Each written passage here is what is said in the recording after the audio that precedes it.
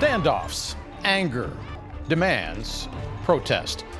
In 2 weeks, more than 1,000 arrested from New York to Texas, California to New Jersey, Utah, Virginia, Louisiana, and beyond. There were those who were never concerned about free speech. They were concerned about chaos.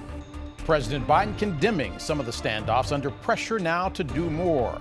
Forcibly taking over a building is not peaceful. In the half hour ahead, different perspectives from the inside as the war in Gaza grinds on. To some, the mission to stop an ongoing massacre. The university would rather see us dead than divest. To others, this all reeks of antisemitism, the eradication of Israel. Palestine will be free from the sea to the river. Like, this isn't normal. This isn't what college is supposed to be. Now on Scripps News Reports, Campus Chaos.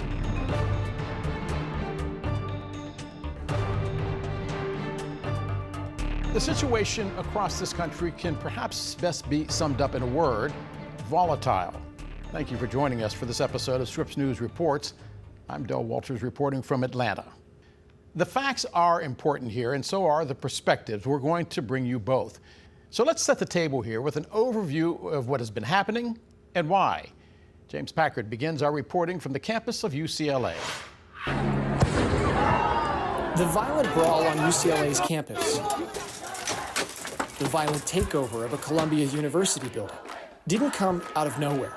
These conflicts have been brewing for months. The Israel-Hamas war ignited a firestorm of debate around the world about the Israeli-Palestinian conflict, dueling land claims in the region, and the way Israel has conducted its war in Gaza. But on college campuses in the U.S., it started boiling over when the University of Southern California blocked its valedictorian from giving a commencement address on April 15th. The university's provost said the pro-Palestinian student's speaking slot sparked debate that started taking an alarming tenor. The university cited security concerns for its decision. Then came the protests on Columbia University's campus. When police arrested dozens at an encampment there, similar demonstrations popped up across the country. We do know for sure that there are non-UCLA students, community members who are present, that they have been present at previous counter-protester events as well. At UCLA, a fortified camp went days with little to no interference from administration or law enforcement. It gained attention as it grew, at one point taking over a large portion of campus and preventing non-supportive students from getting to class. I deserve to go here. We pay tuition. This is our school.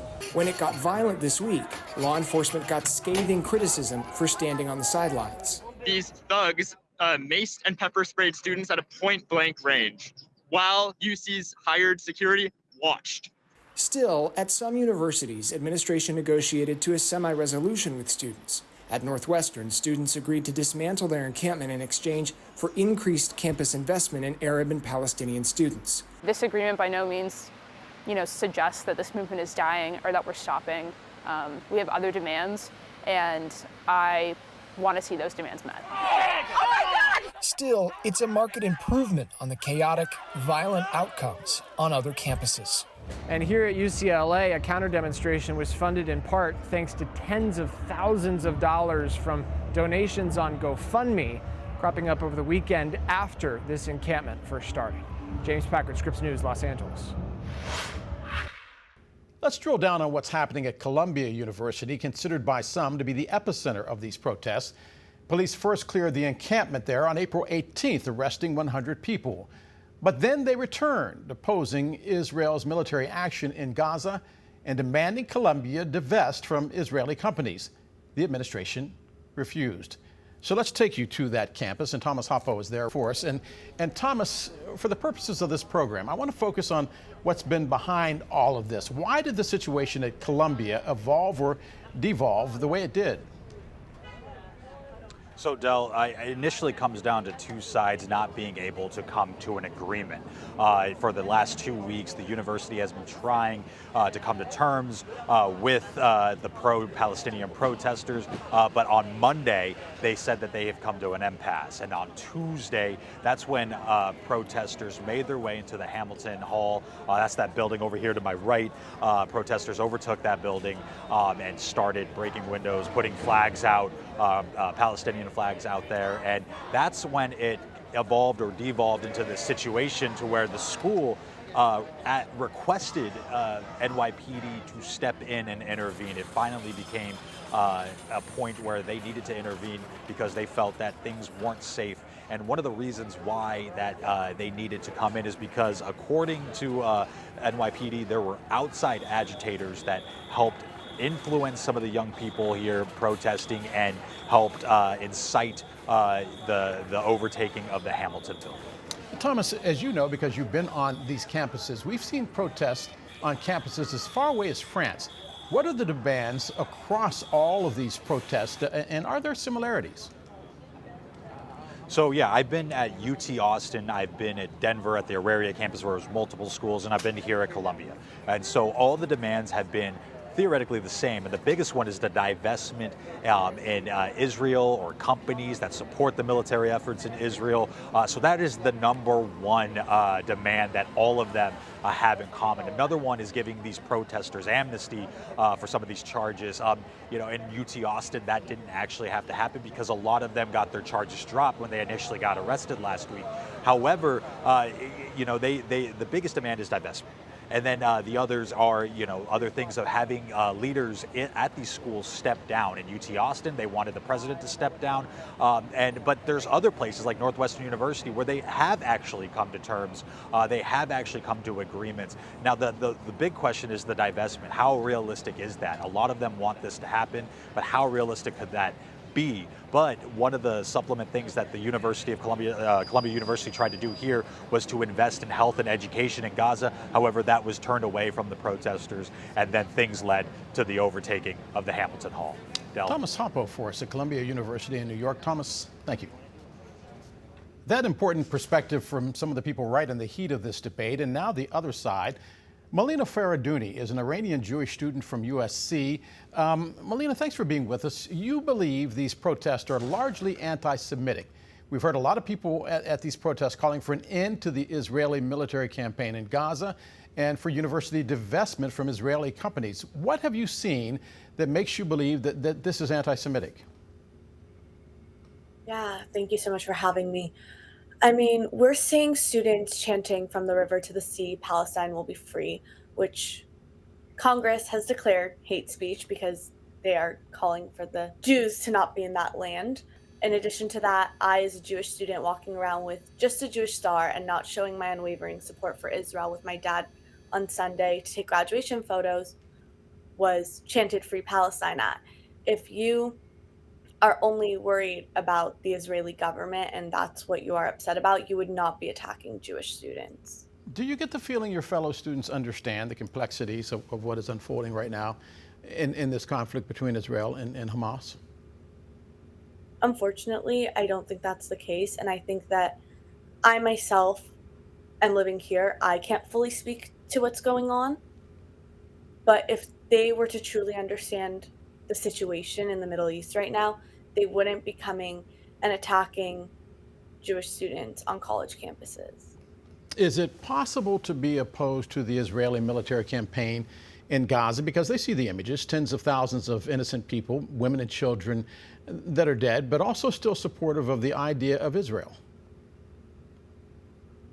Yeah, I think that you can disagree with the Israeli government, but calling for the end of the Jewish state is blatantly anti-Semitic. And again, going after Jewish students because you are upset about the Israeli government, you're crossing the line. It's scary being a Jew right now. And seeing the way that people are acting, I fear that humans are not thinking about each other.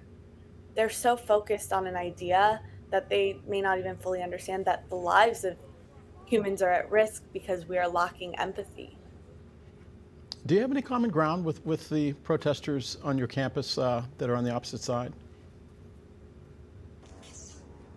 I don't know if I can speak to that. I don't know how I can, but what I can say is that they're saying that they are standing for humanity and lives of innocent people, and we ourselves are standing for the same exact thing. I just hope that one day we can come to a point where Jew hatred is not part of their cause. Melina Ferradouni, thanks for being with us. Thank you. Up next, I'll be talking to a faculty member at Columbia University for her perspective and a look at President Biden's approach to the war. That's coming up next. I would just reject the idea that Jewish students are exactly the same as Zionists, and in this encampment we really embrace a broader understanding of what it means to be Jewish and what it means to be in solidarity with the people of Palestine.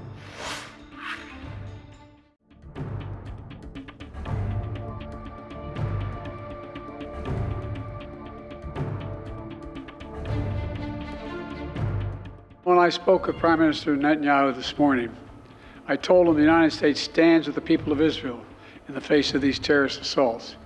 Israel has the right to defend itself and its people, full stop. There's never justification for terrorist attacks. And my administration's support for Israel's security is rock solid and unwavering. This is not a moment for any party hostile to Israel to exploit these attacks to seek advantage. The world is watching. That feels like it was an eternity ago. President Biden, in the immediate aftermath of the worst terrorist attack Israel had ever seen, vowing unconditional support. That pledge, though, is now being tested as President Biden is pressuring the Israeli government. That pressure has been largely private, directly to Prime Minister Benjamin Netanyahu. First, it was to try and stop killing so many civilians. Then it was about getting more humanitarian aid into the country. Now the Biden administration is out with new assurances from the Israeli government that the weapons the United States is giving them won't be used to commit crimes against humanity. But those weapons continue to flow, and as we've heard, that is a source of a large part of the anger that we are seeing right now. I want to bring in someone who has not only been a witness to these protests, but has a deep education of the issues behind them. Hagar Shamali is an adjunct associate professor of international and public affairs at Columbia University. Hagar, thanks for being with us. Can you help us understand what we have been seeing on campus? Yeah, well, thanks for having me and talking about this important issue. It's been very tenuous on campus since October 7 in general. Columbia has a very rich history of activism, and as an institution, we in the faculty and as an institution in general, we support academic freedom and freedom of expression. But very quickly, the protests on campus, when they started after October 7th, which was only days after, they went awry very quickly. And that's because they were very divisive, very polarizing. And the speech being used in particular by the students who were pro-Palestinian became very violent in nature. I mean, the language that they were using, they were calling for an intifada, saying that, that to resist the colonial power by any means necessary. They were, and then there were many instances of hate speech and antisemitism, and causing significant tension on campus, and then Jewish students who didn't feel safe. And obviously this continued to escalate as you've seen up until the most recent events over the last 2 weeks.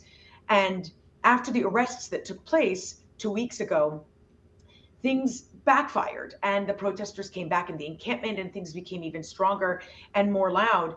And so the university administration tried to take a different route, and they tried to negotiate, they tried to threaten consequences in an escalating way, and I mean with slow increases. And now ultimately we've landed at this point where the students who took over the building, barricaded themselves, vandalized it, have been arrested and are now facing expulsion likely. And the worst part about it is that it didn't have to end this way. And that's the part that's really frustrating, is that the university professors could have guided these students better to teach them about violent rhetoric, anti-Semitic rhetoric, and also to try and guide them away from these external agitators that clearly took advantage of these young, impressionable minds. Professor, there is a tendency to think that what we saw in 1968 with the Vietnam War and what is happening right now are somehow rooted together in history. But the truth of the matter is, with the Vietnam War and the anti-war demonstrations that were taking place, there was a draft.